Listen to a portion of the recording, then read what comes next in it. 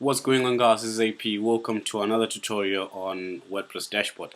So I'm just going to do just a short description in how to use the WordPress Dashboard. Just a quick tool around this. So let's just get right to it. Okay, the first thing that you notice here, right, is that we have a menu on this side, and this menu has posts, media, pages, comments, appearance, and plugins, and also all this information. I've made also tutorials for these specific menus, explaining each and every menu. So I'm not going to really explain much on this in this tutorial. But I've already, if you take a look at some of the tutorial list, or maybe if you are watching it the day that I posted it, just be patient. I'm going to upload it the next day. All this explanation on all these menus. So okay, this is our dashboard. You have to take a look at this as the dashboard of a car, right? Wherever you control everything, you want to make changes, you want to add the speed or whatever, everything that you want to do in your car, right? So this is the dashboard.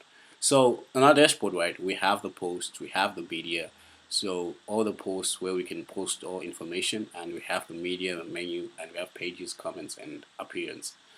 And appearance is more like you want to change the template or the theme, which way you want. Maybe, I don't know, maybe you're coming from a background of using Joomla, what they call them templates. So this is appearance where you can change and customize your theme. There's plugins, users, choose, settings, and okay, settings. And also in this part you can see that there's also customize your site.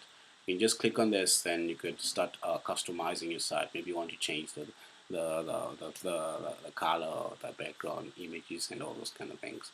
This is where you're just gonna. So this is more like a shortcut of changing your site, your theme site. I think you notice that this is also on appearance, right? So this dashboard is mainly a shortcut of if you want to make quick changes. So also the other thing that says you want to write your first blog, add a page, visit your website, and menus, turn off comments, and also this kind of things. So this is more like a shortcut for all those features of functionality. And other thing that you have to notice that at a glance, this is just a tiny update on maybe some of the two posts, some of the pages, and comment. Just some of the update on the recent updates on your site. So these are the posts, comments, also the kind of thing. So mainly also shortcuts. And a quick draft. This is whereby you can just add some information. I'll say hello. I say hi. Say a quick draft. Save. Just inside. Okay. So a quick draft. Maybe you have something in mind, and you're saying, okay, I think I'm gonna work around. You can just write it down. Let's say, okay, page 2.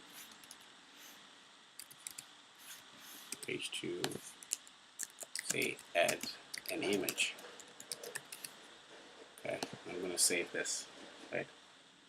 I'm gonna save this, then boom.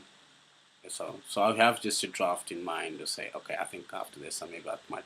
So you can use it as a way to remind yourself on some of the tasks that you have to work on.